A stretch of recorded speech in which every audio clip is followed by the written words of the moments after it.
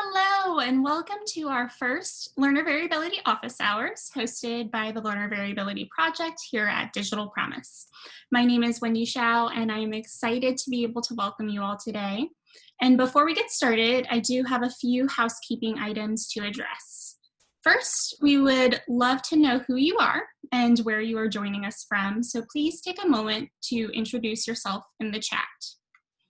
We will be recording today's office hours, and we'll share a link to the recording following our webinar. And during today's webinar, if you do experience any audio difficulties or want to switch your audio preferences, you can find this feature at the bottom left hand of your screen. And although many of you did submit questions for our speakers beforehand, you will still have the opportunity to submit questions for today's presenters by clicking the Q&A icon at the bottom of your screen. If you have specific questions for the Learner Variability Project team, you can also ask those in the chat. You may submit questions or comments at any time, and we will try to address as many of them during our time as possible. And finally, I will be available if you have any technical issues, so please message me or the panelists via the chat function if you run into any difficulties. And now I will turn it over to my colleague, Jessica Jackson, to kick us off. Thanks, Wendy. Welcome, everyone. Today, we are excited to be hosting our first Learner Variability Office Hours. So you met my colleague, Wendy Zhao. She's our Senior Program Manager and helping run the chat today and many things behind the scenes. I'm Jessica Jackson, and I'm your moderator. Today, we are continuing the conversation around special education and what COVID-19 has taught us and how we can take lessons learned into reentry. Some of you are joining us from the EdWeb community and may have heard our guest speakers on the webinar yesterday hosted by our colleague, Barbara Pape. Some of you may be here for the first time or as part of the larger Digital Promise community. Whatever your connection to our project, we're glad you're here.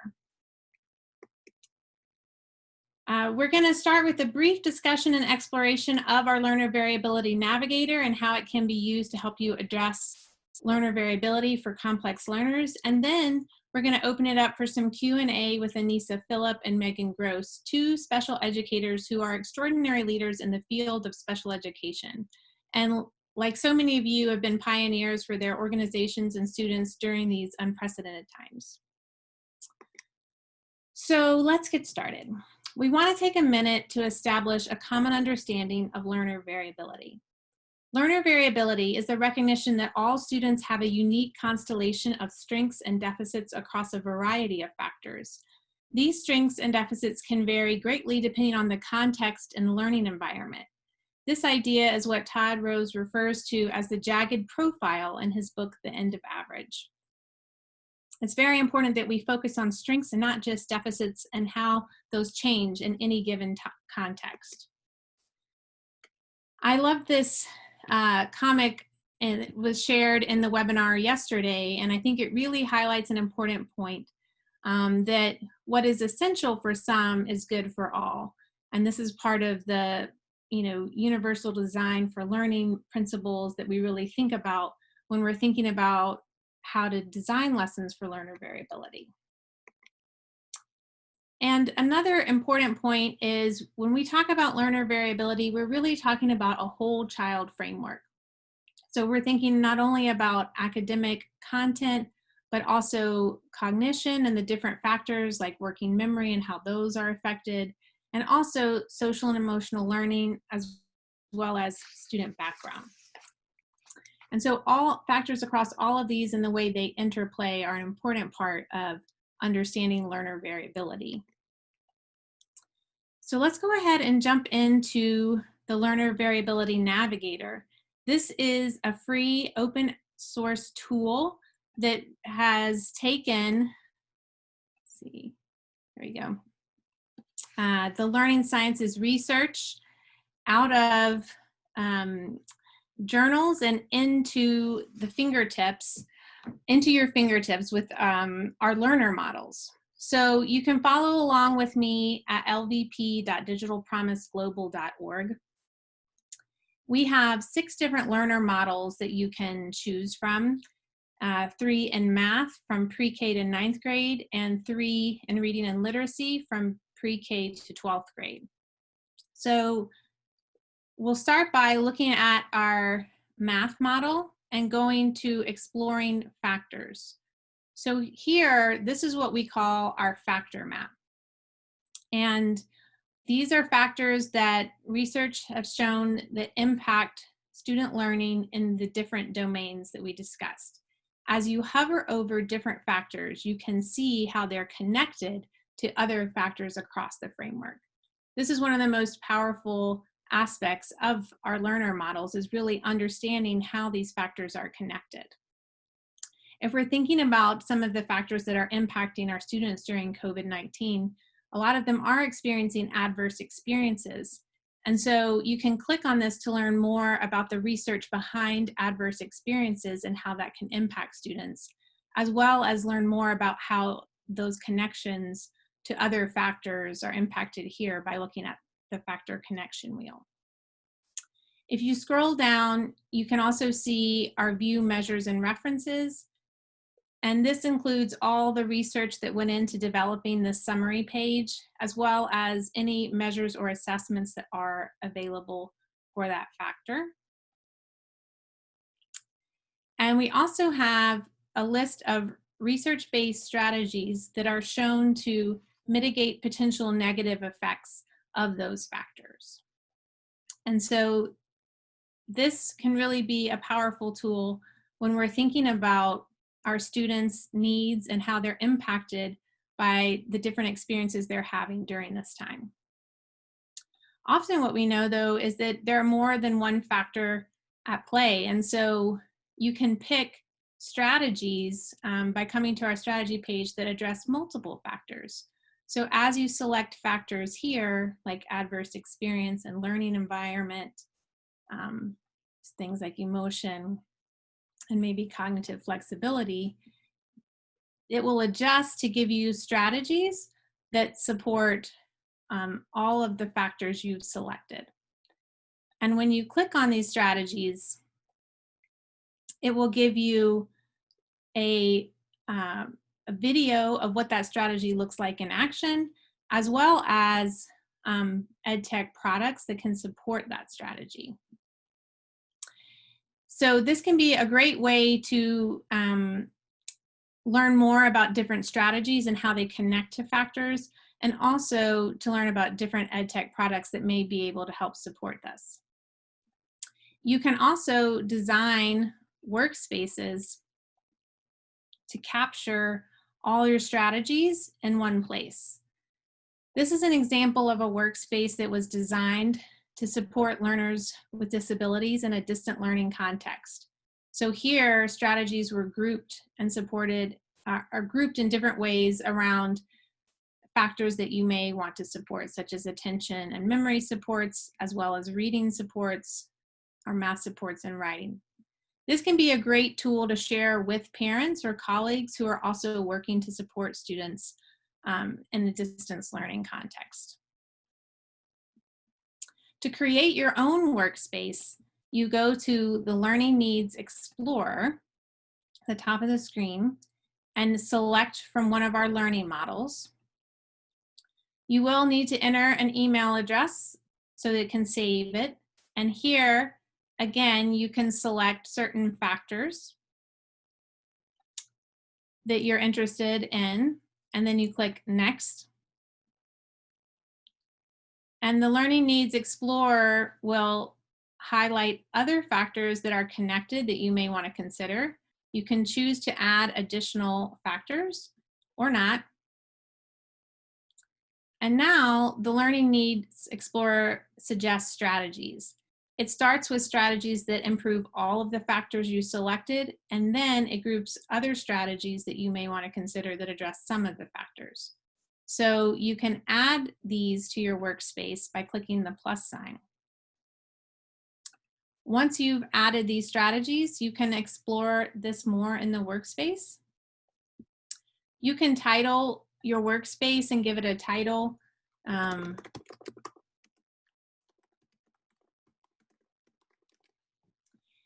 And so you can rename it. This will help you find it and keep it separate from other workspaces. You can also move around the factors and strategies and create new areas, new sections to group your factors and strategies. You can share these workspaces with colleagues by clicking the share workspace and emailing it to them. And as you use these workspaces and share them, you can add notes around certain strategies, how they're working, ways you're using those strategies and finding them effective. And so these are just some of the ways you can use our Navigator to support the work you're doing right now, to explore strategies, to see more about EdTech products. And under each strategy page, we also have a list of additional resources to help you implement that strategy, as well as all the factors that are supported by that strategy.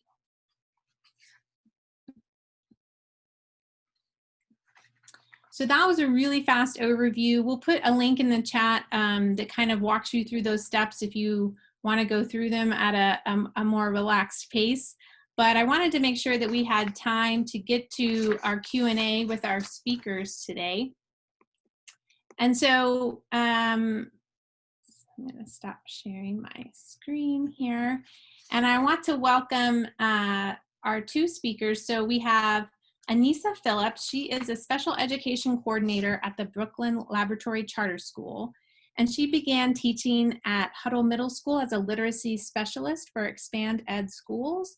She then served as a math fellow at Innovate EDU and completed a teacher residency at Lab. Anissa has taught 6th and 7th grade ELA writing and history to students in a 12-to-1 setting, where she scaffolded instruction to support student needs and encourage growth.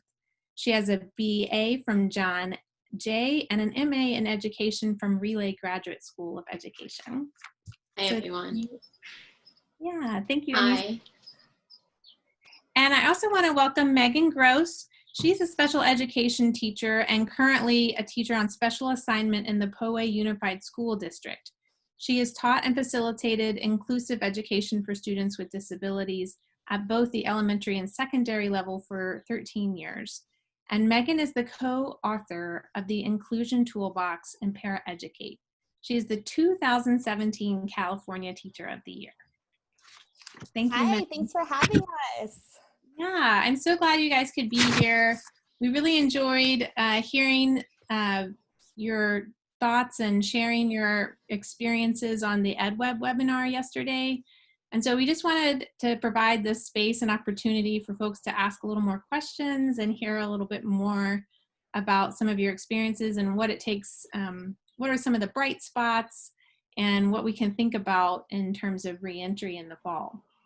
So I'd love to start by just hearing from you, what has been one success story that you've had in this experience so far in terms of addressing some of the diverse needs of your students during this time? So as a teacher on special assignment, my role right now is to support teachers. And so I'd love to share one of the stories from one of our teachers who's supporting students who are fully included in middle school.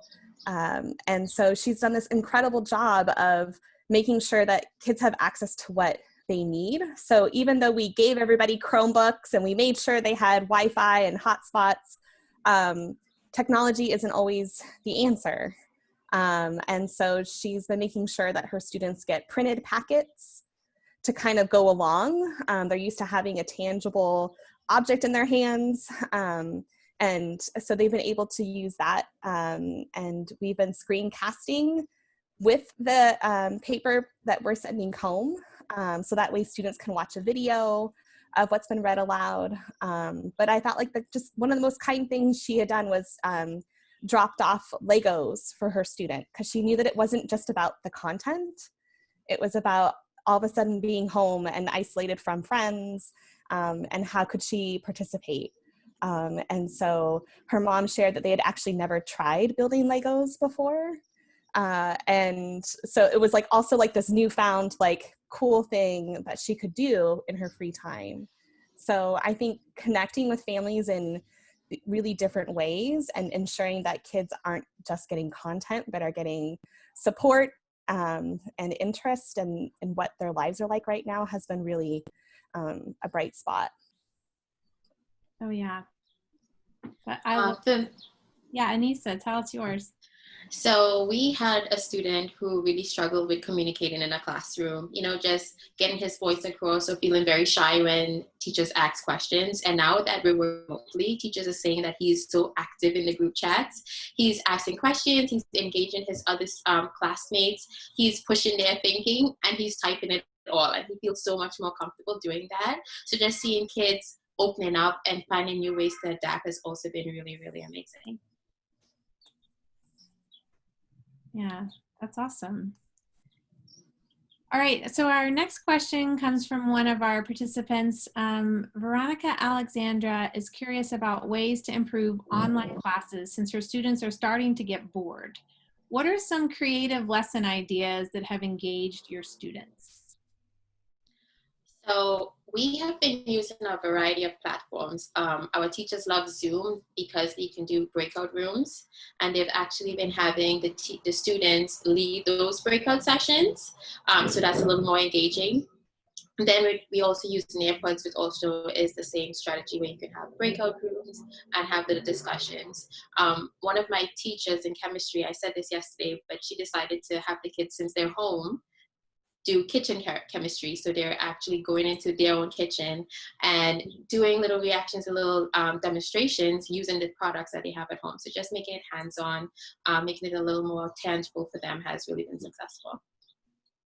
I think that's great. I love the kitchen chemistry, and I also love the idea of students leading the breakout rooms, so Yeah. give them some ownership in the process. I think that's really a great idea. Megan? Yeah, I love that. I'm writing it down so I can pass it along to our teachers, because I think that's a really creative way to include kids in a platform that is all of a sudden becoming like a chore, right? We all know as adults how we feel after Zoom meetings all day long. And I've certainly noticed that with my own children in the house of no longer being super interested in what's happening on a Zoom call. So I love the idea of having student leaders of the breakout sessions. We've also been finding that just picking up the phone and calling students and like specifically inviting them for a specific purpose has been helpful. Some of our schools have done, especially for the older students, like office hours only.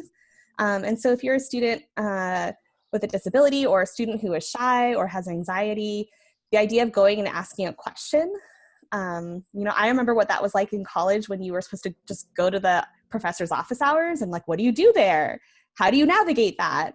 And now all of a sudden we're asking 11-year-olds to navigate that. And so I think keeping that in perspective of like how providing that personal invitation to students and saying, I'd really love for you to come and let's tackle this assignment together, or let's just come and chat. I think that provides a personal connection that isn't otherwise there in the Google Doc. Here's the link. Hope you come. Yeah, I think that makes a lot of sense and really does help bridge kind of that personal touch, which is really important right now for so many reasons. I also wanted to mention at the middle school level, we have a teacher every day. She does a little check-in, a 5-minute check-in instead of the do now with the students, just check-in temperature. How are you today? What's exciting happened yesterday? Would you like to share something, just to break it up a little bit before they go into the lesson? And the kids have been really responsive to that. They actually look forward to just having the discussion with her because they miss being in the classroom and being able to go to her during lunch. So she's factored that into the lessons, and that has really helped as well. Oh, that's great. I like that.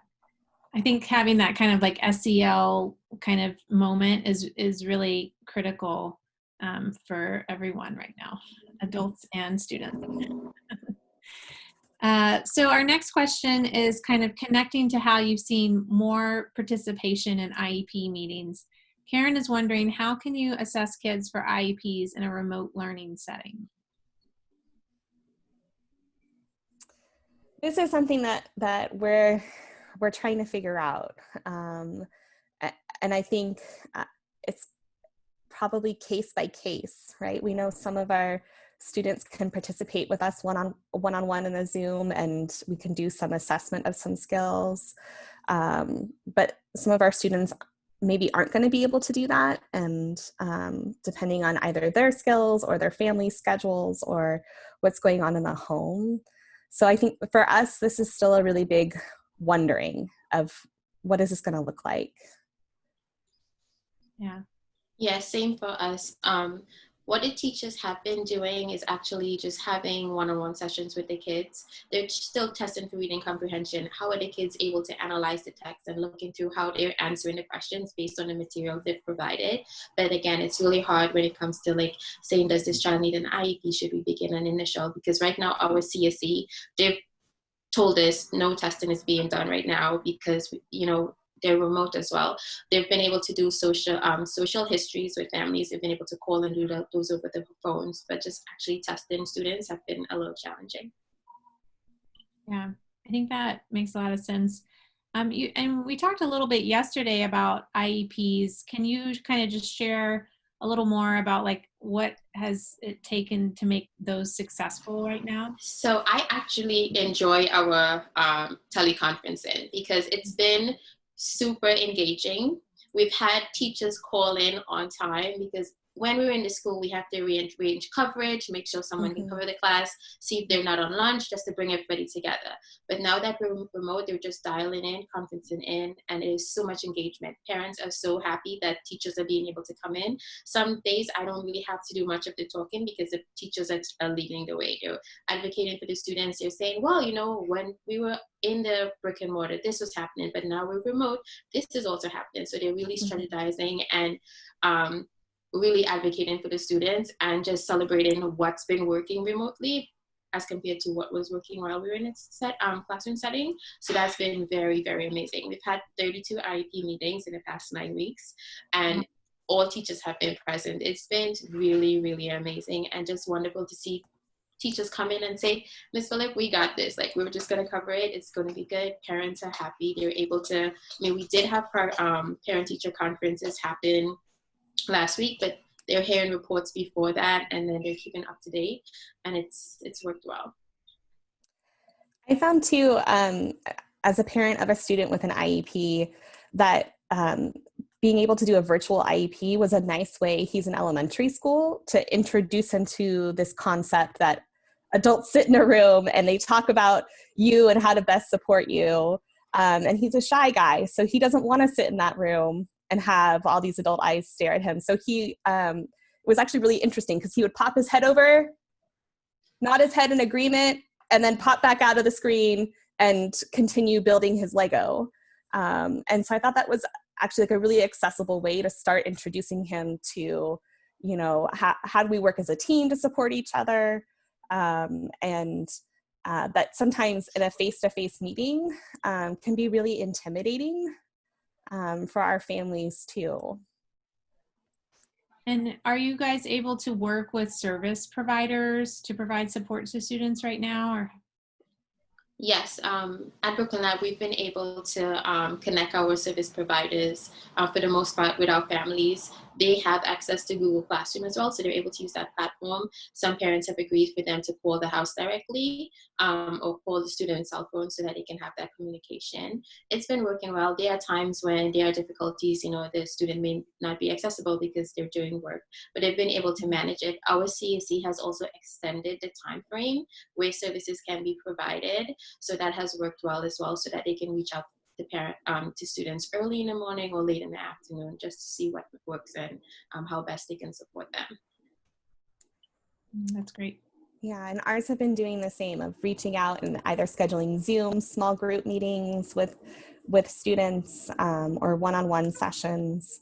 And as a parent who's observed the speech session from afar, that's also a really interesting insight that we don't get in a brick and mortar setting. Like, I don't know what speech looks like for my son, but now I do, and I have a sense of what kind of participation level he provides, and so it's an interesting transition. Yeah, and I feel it's so important to just keep the consistency. You know, the students were used to receiving services twice a week, 3 times a week in the school setting. So just being able to still continue those services has really helped our students. Yeah. We have another question from our participant. Mary asked, do you have any suggestions for involving students that are not able to connect due to lack of technology or internet services? So how are you kind of reaching out, engaging those students? So we've been sending home like paper-based activities. I've seen online, so I would love to do this in our school district, but I've seen online a teacher actually sending like fidgets and things that kids could use at home while they're still learning, which I think is really cool. And then just trying to talk to kids over the phone and keep them connected to the class and the activity has been helpful. Yeah, I have friends at other schools who've actually mailed out their work for students who don't have access to internet. Even though we at Brooklyn Lab were able to send out tech to some students, I know that this is not always the case for other schools. So just being able to supply that, or just as Megan said, keeping connected with teachers, with the students and teachers, just having them call them to check in. Because at this point, yes, I understand that the students need to be doing work, but just being able to connect and let the students know that yes, we still care, we're still here, we're still connected is super important. Yeah. So as we're kind of pivoting from like, the current situation to thinking about what are we going to do next year, what are some things that you're really thinking about or that are top of mind for re-entry in your current context? I think thinking about how we are going to include student and family and teacher voices in designing that plan. I think this is so, I don't want to use the word unprecedented because I think we're all over that word, but it's something that, it's no one has ever done before in our lifetime. So the idea that someone can just hand us a plan from the county or from the state and it'll be great for all of us probably isn't true. And so finding ways to ensure that people feel like they have a spot at the table to start helping with plans. And then thinking about how can we really be as flexible as possible without overburdening students and families and teachers. Yeah, I'm also thinking about how are we going to support students adjusting to what we're starting to call the new normal. How would students be able, especially our students who struggle with just following basic expectations or need extra support in meeting those needs? How are they going to get used to having to wear a mask consistently or not being able? A lot of my students, even though they're in high school, they still like to come and hug you or give you a handshake, or just being able to just say, hey, you have to stay apart, you have to sit in a specific seating, or you have to wear your mask. How would they be able to adjust that? And just being able to be mindful of that so that we can support their needs. Great. Okay, next question. Tracy asked, how do we address all the backsliding while trying to integrate students back into the classroom? So what are some things you're thinking about in relation to that idea? That's a concern I have, and that's been on my mind a lot. I saw this post, and it was really moving to me. It said, the students will learn. Right now, we need to focus on their social, emotional well-being. And yes, I understand that we have to think about how would we best support the kids, but I'm still really grappling to think about how would we do that. So that's really a question everyone is asking right now. Megan, can you? I think for me, I also wonder, like, what if they're not backsliding? Like, I think I'm less concerned about the academic portion because I think you can always learn, and we might have to adjust for this generation of students what expectations look like at grade levels, perhaps.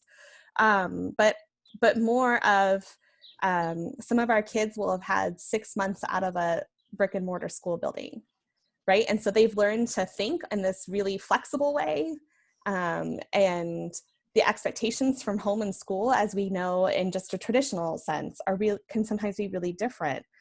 So how can we be really supportive, like Anissa was saying, and be mindful of the fact that maybe on the first day, the first week, the first month, we shouldn't be jumping right back into decoding and reading fluency and can you analyze this piece of literature. Like, our kids are going to come in different places. And so I think we have to probably assess their readiness in a way that we've never done before. I don't think our grade level placement tests that we've historically used for, especially in the secondary setting, for math or reading, are going to be accurate this fall. Yeah, I think that makes sense and made some good points there. What do you do to, I don't know if you've experienced this or you have any thoughts on students who were really engaged and were making progress in school, but now are struggling to do work or not really doing any work now that they're home?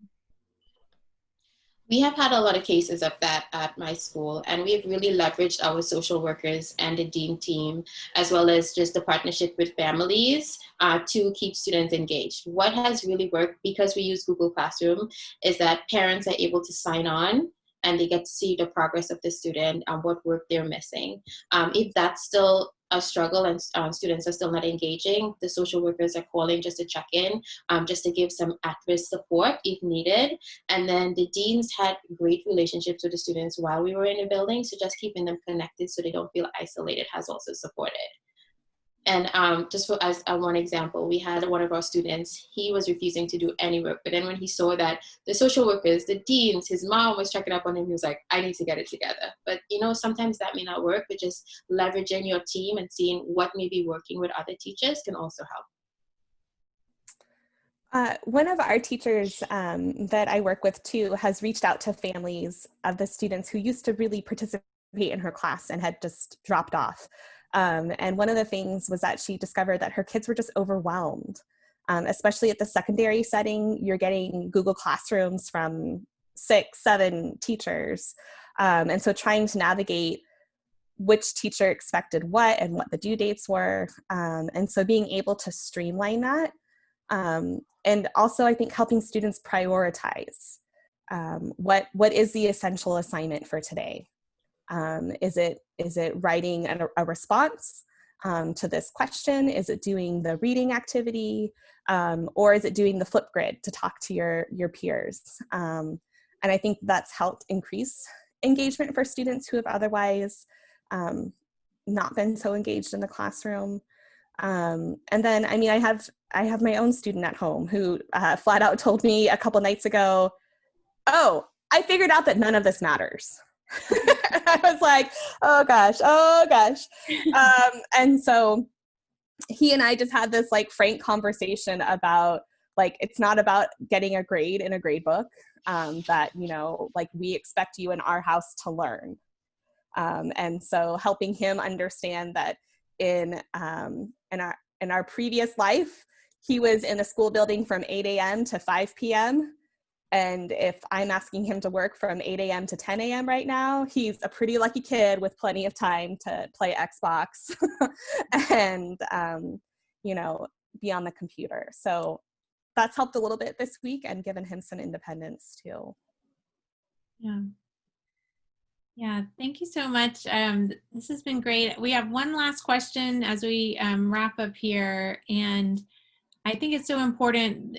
You guys said this yesterday on the EdWeb webinar, and it came up here again, that teacher and student voices are taken into account as we plan for reentry, and family voices. And what is one piece of advice that you would want to give fellow educators or administrators that may help them as they're bringing their voice to the table? I think as challenging as these times are, being aware of our language and how the language we use to describe this time of remote learning, how that impacts our students and our colleagues, and that it is really challenging. But we also have to be problem solvers, and I think we have to model that for our students and families.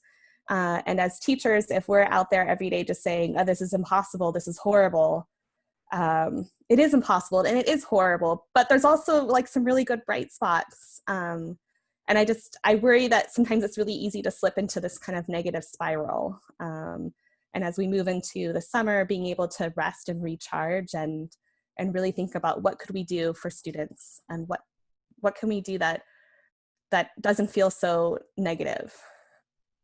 Yeah, I agree with Megan, and also just being mindful that we have to make sure everyone is included in the discussion as we think of reentry. Just making sure that all voices are heard and no one feels isolated. And I definitely encourage like educators just to remember that as much as you're feeling frustrated, the students are as well. So just figuring out how can we best support each other. And that would, moving forward, that would be very beneficial. Just making sure you're engaged, you're communicating, everyone is at the table when it's time to have those discussions is super important. Yes, thank you. Thank you both so much. This has been so great just to have a chance to talk to you a little bit more and explore some of your experiences and hear some bright spots and share thinking. And I think it's just a great note to end on that, you know, we do, as we continue to move forward, we listen to the voices out there and hear and figure this out together. As we close out, I did just want to share a couple of resources. We do have a workspace specifically designed for parents as well.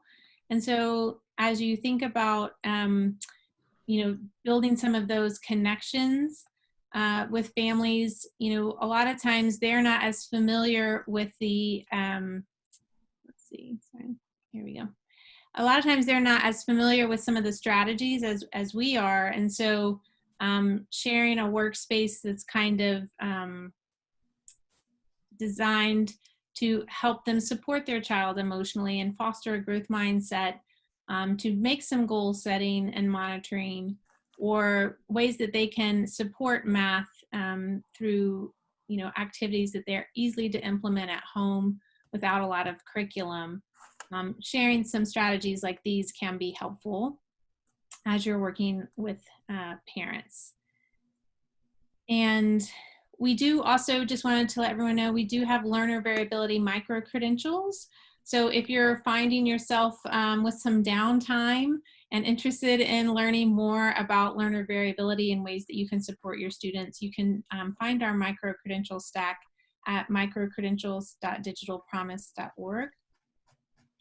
And we are looking forward. This was our first office hours, so thanks again to everyone for joining us.